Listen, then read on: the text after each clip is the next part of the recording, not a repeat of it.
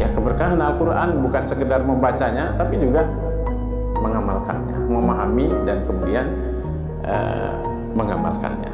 Ya, ayat tentang surga, tentang ancaman Allah, tentang targhib dan tarhib, tentang motivasi-motivasi, pahala-pahala yang dijanjikan oleh Allah Subhanahu wa taala. Semua orang bisa memahaminya. Kenapa kita tidak mentadabburinya?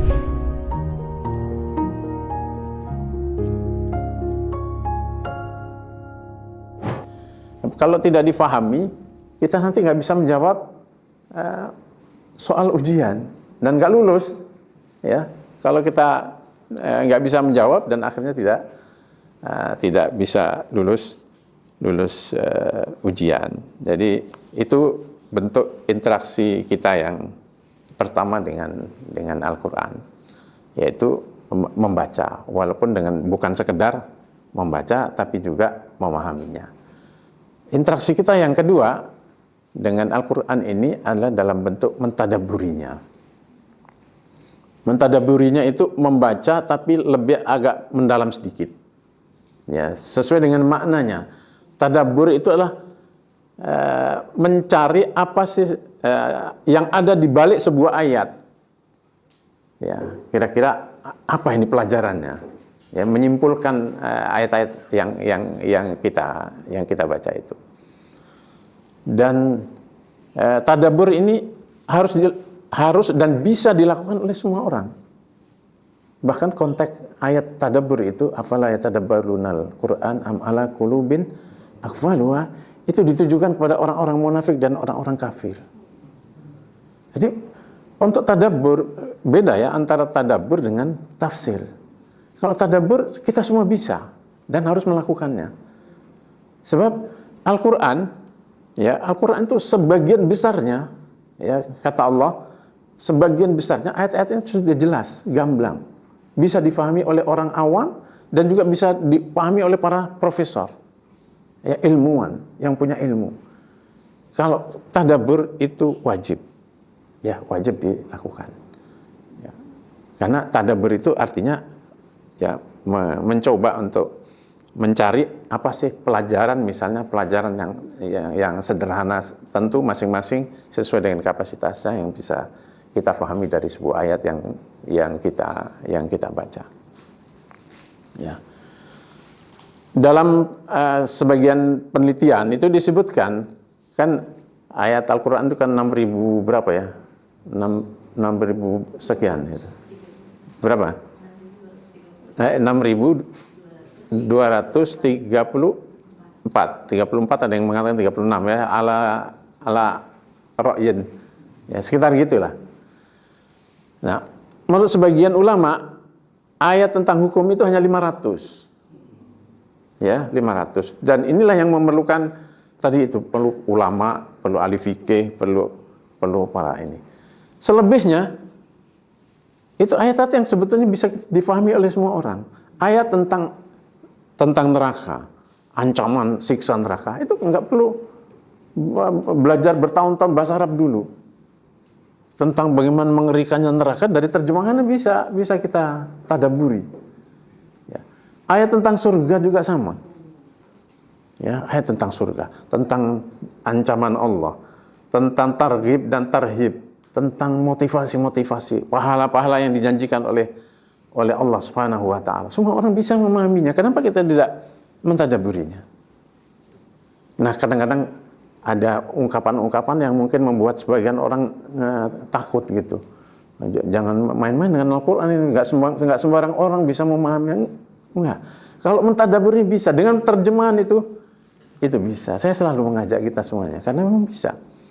Dan saya memberanikan diri kemudian melakukan itu dengan ta'amulat sampai alhamdulillah jadi tidak terasa itu sampai menjadi sekitar ada lebih dari 600 tema itu. Tadabbur sederhana. Ya, tadabbur sederhana sebagai kalau saya bisa, antum semua pasti lebih bisa. Karena Al-Qur'an mengajarkan itu. Ya, jadi dan tanda-tanda kita tadabbur itu ya seperti disebutkan dalam ayat ini, saya kutipkan ayatnya. Tanda-tanda kalau kita sudah melakukan proses tadabbur itu ya. Disebutkan misalnya di surat Al-Maidah ayat 83 atau 63 nih. Wa idza sami'u ma unzila ilar rasul tara ayunuhum tafidu minad dam'i mimma arafu minal haq. Dan apabila mereka mendengar ya apa yang diturunkan kepada Rasul Allah itu tara ayunahum tafidu minad dam. Kamu lihat mereka air matanya meneteskan air mata. Ya, matanya meneteskan air mata. Kenapa? Mimma arafu minal haq, karena mereka mengetahui kebenaran yang ada di situ. Jadi seseorang yang menghayati kebenaran yang ada di dalam Al-Quran itu bisa membuat dia meneteskan air mata dan bisa memberikan kesadaran. Ya, bisa memberikan kesadaran, lalu bisa jadi kemudian kan ayat ini berbicara tentang orang-orang ahli kitab. Ya, dan bagaimana kita diberi contoh oleh Allah Subhanahu wa taala malah seorang ateis. Ya, siapa? Jeffrey Lang itu ya. Seorang ilmuwan matematika, ya, associate profesor matematika di University of Kansas Amerika itu. Seorang ateis yang nggak percaya dengan Tuhan dan menyebarkan virusnya di mahasiswanya. Sampai satu saat oleh mahasiswa diberi hadiah Quran. Prof katanya, cobalah baca buku ini. Barangkali Anda mendapatkan sesuatu yang Anda cari atau yang belum pernah Anda baca. Diterimanya, dibacanya, dan dia mendapatkan sesuatu, tersentuh dan dia masuk Islam. Dan dia hanya membaca terjemahannya, coba bayangkan. Dia tidak mengerti bahasa Arab, hanya bisa bahasa Inggris gitu. Harusnya kita yang berbahasa Indonesia lebih baik dari itu, karena bahasa Indonesia banyak masukan bahasa Arabnya banyak itu. Ya, ada kabel, ada masyarakat, majelis musyawarah, bahasa Arab semuanya itu, bahasa Al-Quran. Ini contoh, saya kira contoh sederhana. Ada lagi seorang politisi dari Swiss yang anti menara masjid. Ini dari rakyat Partai Rakyat Swiss. Mengkampanyekan secara nasional besar-besaran agar masjid di Swiss ini digusur. Lalu kemudian dia ingin membaca kitabnya orang Islam ini dengan tujuan ingin memperkuat senjatanya untuk menghancurkan Islam. Maka dibacanya Al-Quran. Ternyata dia menemukan sesuatu yang berbeda. Dan akhirnya dia masuk Islam. Kalah oleh Al-Quran tadi itu. Al-Quran itu bisa menghidupkan hati yang mati.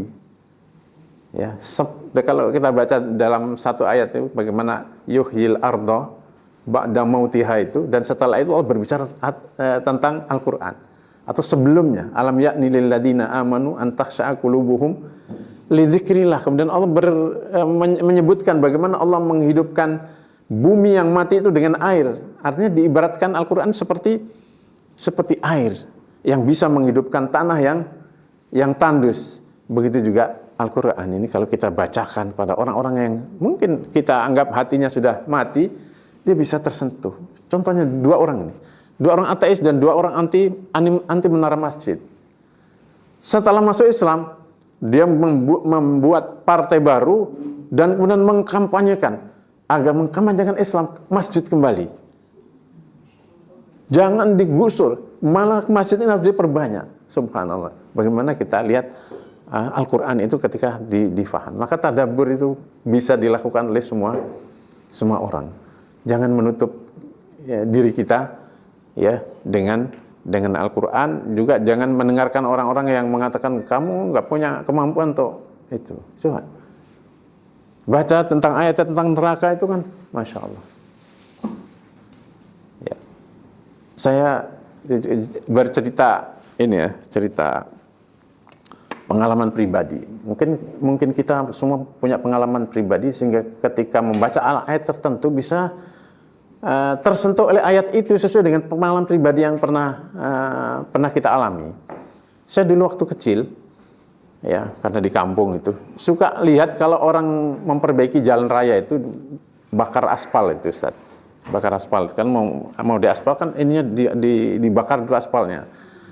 dalam keadaan aspal digotong, tumpah aspalnya kena kaki orang itu, menjerit luar biasa.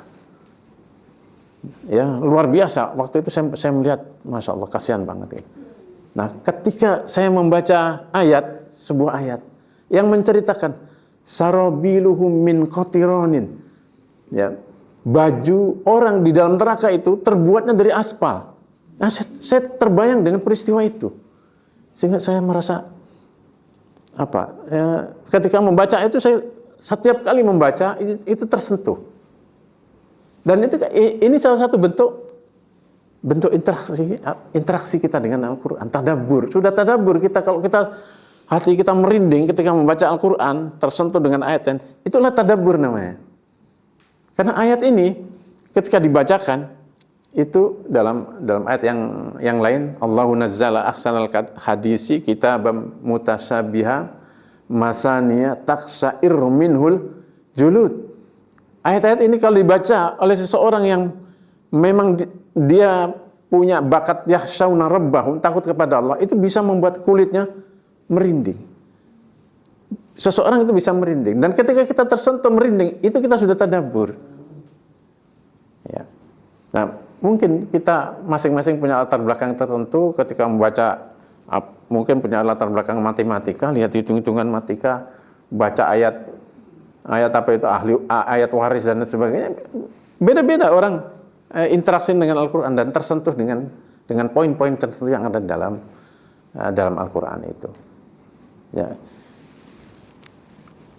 Innamal mu'minuna alladziina idza dzukirallahu wajilat qulubuhum wa idza tuliyat alaihim ayatuhu zadathum imana. Ya, wajilat qulubuhum, hatinya bergetar dan imannya bertambah. Yang ketika membaca ayat ini, sebagian ahli tafsir mengatakan para generasi sahabat Nabi itu, ya, dan ayat ini diantaranya adalah berbicara tentang masyarakat sahabat. Ya, ini sebenarnya sedang menggambarkan generasi sahabat, generasi yang berinteraksi dengan Al-Quran tadi itu. Maka kemudian para ulama menyimpulkan generasi terbaik ini itu adalah generasi yang imannya terus bertambah. Karena idza dzukirallahu wajilat qulubuhum wa idza tuliyat alaihim ayatuhu zadathum imana. Dan itu dengan Al-Quran terutama. Ya. Jadi ketika kemudian kita merasa sudah memahami ayat Quran atau ketika mendengarkan dijelaskan oleh para ulama di dalam khutbah, dalam kajian, nah itu kita sedang tadabbur. Ya, jadi itu yang dimaksud tadabbur, mencari apa sih yang ada di balik sebuah ayat yang kita baca atau yang kita dengar. Ya, misalnya ketika kita membaca ayat tentang perintah Allah kepada Nabi Musa, ya, idhab anta wa akhuka, ya, bi ayati wala taniya bi dzikri. Ya, ketika Allah memerintahkan Nabi Musa dan Nabi Harun, pergilah kamu bersama saudaramu, maksud dengan Nabi Harun, untuk menemui Fir'aun, ya, untuk menyampaikan bi ayati, menyampaikan ayat-ayatku. Ya, ini bisa kita tadaburi dengan sederhana, dengan ya sesuai dengan kapasitas kita masing-masing. Ya. Saya mentadaburi ayat ini, salah satu contoh misalnya, saya mentadaburi ayat ini bahwa dalam dakwah itu kita harus aktif mendatangi. Ya, karena di sini Allah memerintahkan Nabi Musa dan Harun untuk mendatangi Fir'aun. Padahal ya Fir'aun itu sedang mencari-cari Nabi Musa, tapi oleh Allah disuruh datang. Berarti ini mengajarkan pada kita dakwah ini harus aktif mendatangi.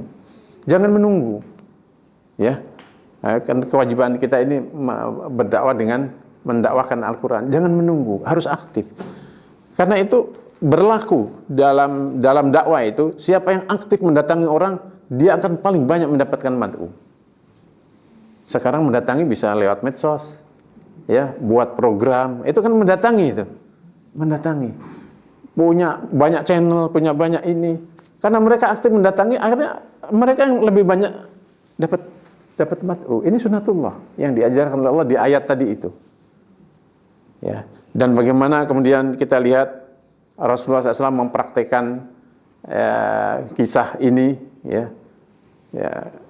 Kan sebelumnya Nabi sudah mendapatkan ayat-ayat yang menceritakan kisah Nabi Musa.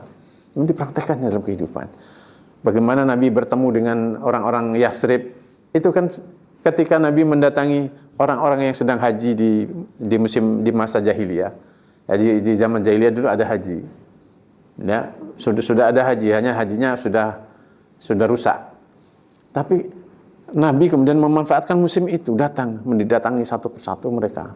Yang terakhir ketika Nabi sudah ya kira-kira sudah mau pulang gitulah, kayak nggak ada orang yang terima, ternyata orang terakhir yang ditemui Nabi itu adalah orang Yasrib. Dan itulah kemudian Nabi mendapatkan hasilnya. Jadi dakwah itu juga ya memang harus berusaha dulu, harus lelah dulu, harus berjuang dulu, baru kemudian Allah memberikan hasilnya. Saya kira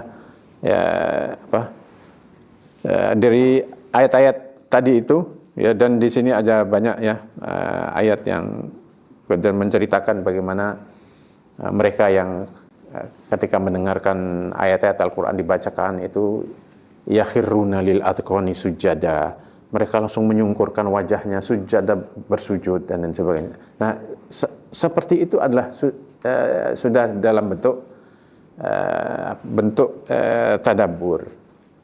Ya, dari beberapa ayat tadi kita bisa lihat di antara tanda-tanda orang yang tadabbur itu kalau dia membaca Al-Quran hatinya tersentuh. Atau lebih dalam lagi merasa takut kepada Allah ketika membaca ayat-ayat tentang neraka. Atau punya rasa dadanya makin lapang karena membaca ayat-ayat yang memberikan motivasi atau memberikan solusi bagi kehidupannya. Nah, itu salah satu bentuk dari tadabbur yang bisa dilakukan oleh semua orang. Ya, apalagi tadi itu ya, ayat-ayat yang sulit-sulit, yang mutasabihat, yang tentang hukum itu ternyata ya jumlahnya lebih sedikit, sehingga kita ya tentu kita harus tahu diri, tahu kemampuan dan tahu kapasitas. Kita mencoba untuk mentadabburi ayat-ayat tertentu yang ini kayaknya saya nggak bisa masuk ke sini, sudah jangan masuk. Yang bisa saja ambil kesimpulannya yang sederhana. Dan sekarang ini ada model-model yang ditulis oleh para ulama, bahkan dalam bentuk berapa jilid banyak itu. Namanya bukan tafsir, mungkin semacam tadabbur, yaitu hidayatul Quran. Ya, petunjuk apa sih yang bisa kita dapatkan dari ayat ini gitu, misalnya. Dan sederhana, bagus juga kalau itu dibaca dan kemudian dicontoh bagaimana cara kita mengambil kesimpulan sederhana dari sebuah ayat. Nah, itu namanya hidayatul Quran. Ini petunjuk apa yang bisa? Misalnya ketika kita membaca ayat nasihat Luqman kepada anaknya, ya bunayya innaha intaku misqala habbatin min khardalin fatakun fi sakhratin aw fis samawat aw fil ardi ya'ti bihallah. Coba kalau kita tadabburi ayat ini kan mengingatkan bahwa Allah itu maha kuasa. Yang pertama, iya kan? Orang melakukan apa saja di tempat yang sepi itu Allah ya'ti bihallah. Allah Maha melihat. Ya. Kemudian Allah Maha mengawasi kita semuanya, pasti dan tidak bisa lolos. Nah, ada tadabbur yang lebih mendalam lagi yang saya baca itu dari Imam Ar-Razi ketika menafsirkan atau mentadabburi ayat ini. Beliau mengatakan sebetulnya ayat ini berbicara tentang ilmu ikhlas tingkat tinggi, kata beliau. Ya, nah ini kan tadabburnya sangat mendalam, ya. Mengatakan seandainya, kata beliau ini, ayat ini sedang menceritakan pada kita, seandainya ada orang melakukan kejahatan di dalam batu besar, gak ada pintu, gak ada jendela, gak ada yang tahu semuanya. Itu perbuatan jahat ini, ya, kemaksiatan ini nanti akan diungkap oleh Allah, bukan hanya sekedar ya'ti bihallah saja, tapi diungkap ke publik. Nah, ini pelajaran buat kita semuanya, supaya jangan coba-coba nggak ada yang lihat kejahatan ini, nggak ada yang lihat, nggak ada yang tahu. Enggak, pasti akan diungkapkan oleh Allah Subhanahu wa taala. Coba bayangkan, kurang rapinya apa para koruptor korupsi itu. Kadang dijamin oleh atasannya, coba beres ini, tanda tangan semuanya, nanti kita nggak ada yang ini. Bahkan mungkin sudah berjanji setia, besoknya terungkap semuanya. Kalau tidak setahun 2 tahun, kalau nggak setelah jabatannya selesai diungkap dan lain sebagainya. Ya. Bahkan dalam pergaulan itu suka orang kalau tidak bisa menyimpan rahasia. Kadang-kadang ada orang tidak bisa menyimpan rahasia. Itu bagian dari ayat ini. Ya, ya'ti bihallah. Saya ceritakan pada kamu saja, jangan ceritakan sama orang lain. Nanti yang dengar ini juga ancaman tuh. Saya ceritakan sama kamu, jangan cerita sama orang lain. Satu kampung tahu semuanya. Ya, itu cara Allah mengungkapkannya. Ya, cara Allah mengungkapkannya. Jadi jangan pernah berpikir untuk berbuat maksiat di tempat yang mungkin kita merasa aman, enggak. Kalau kita mentadaburi ayat tadi itu seperti itu. Saya kira itu hidayat dan tadabbur yang diajarkan oleh para ulama gitu. Itu yang bentuk kedua ya. Yang ketiga ya tentu membaca Al-Qur'an ini dengan tujuan beramal, mengamalkannya. Ya. Jadi tujuan membaca Al-Qur'an dengan tujuan mendapatkan ilmunya, kemudian mentadaburinya supaya lebih mendalam dikit, mendapatkan kesimpulan-kesimpulan. Yang ketiga tentu mengamalkan dan sekaligus mendakwakannya. Ya. Karena ya tujuan kita mempelajari segala sesuatu kan supaya kita mengamalkannya, dan karena itu banyak sekali perintah kita dalam Al-Qur'an, illal ladzina amanu wa amilus sholihat, perintah untuk mengamalkannya. Dan kata Said Qutb dalam salah satu tulisannya itu, di antara keistimewaan generasi sahabat, generasi terbaik itu, salah satu ciri utamanya itu mereka itu yatalaqaunal ilma lil amal la lil ilmi faqat. Mereka mempelajari ilmu itu untuk diamalkan, bukan hanya untuk berhenti sampai batas ilmu saja. Nah, dan ini yang kemudian membuat para sahabat menjadi generasi istimewa, generasi terbaik. Karena itu mereka orientasi mempelajari Al-Qur'an itu untuk diamalkan. Maka bagaimana respon mereka terhadap ayat-ayat Al-Qur'an itu luar biasa.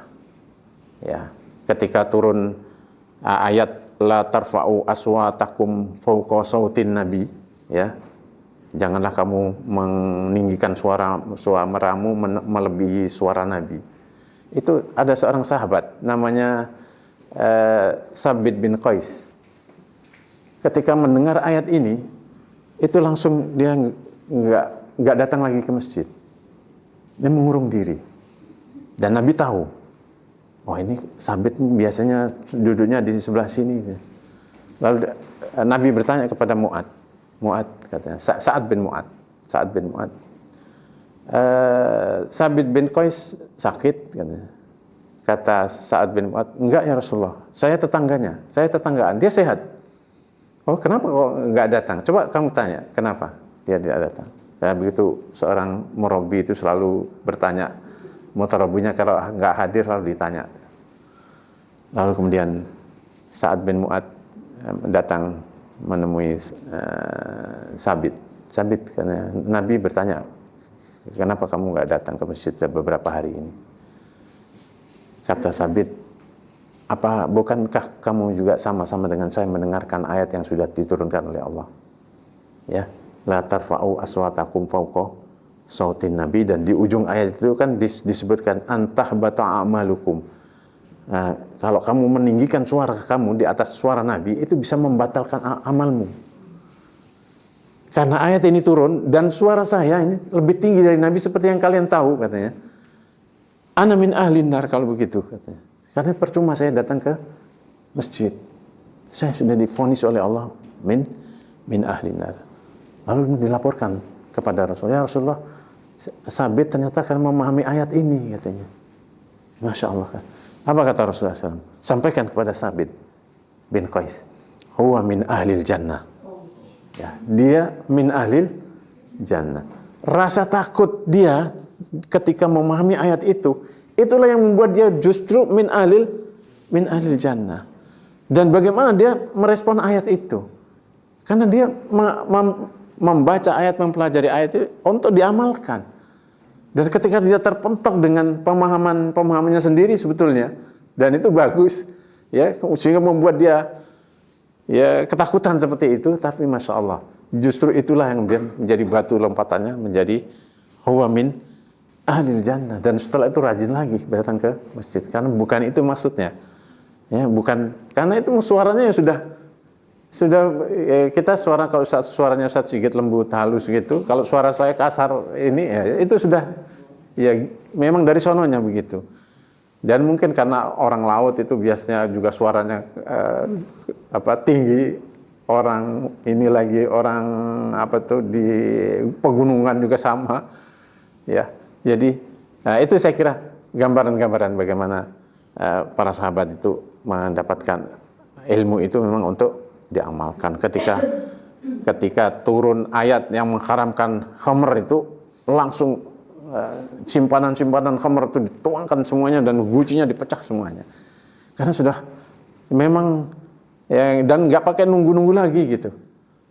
Begitu juga ketika ayat yang mewajibkan jilbab, menutup aurat itu disampaikan oleh para sahabat, dibaca di pasar-pasar itu, yang mendengarkan ibu-ibu itu nggak pakai nunggu di rumah, nanti aja di rumah kita ini. Bajunya disobek, yang bisa disobek langsung ditutupkan ke kepalanya. Karena lil amal, mereka mempelajari itu lil amal, bukan untuk kemegahan intelektual. Ya, apalagi kemudian untuk membanggakan kepada orang lain dan lain sebagainya. Saya kira itu beberapa bentuk interaksi yang harus kita lakukan kepada kitab suci. Semoga bermanfaat. Ya, assalamualaikum warahmatullahi wabarakatuh.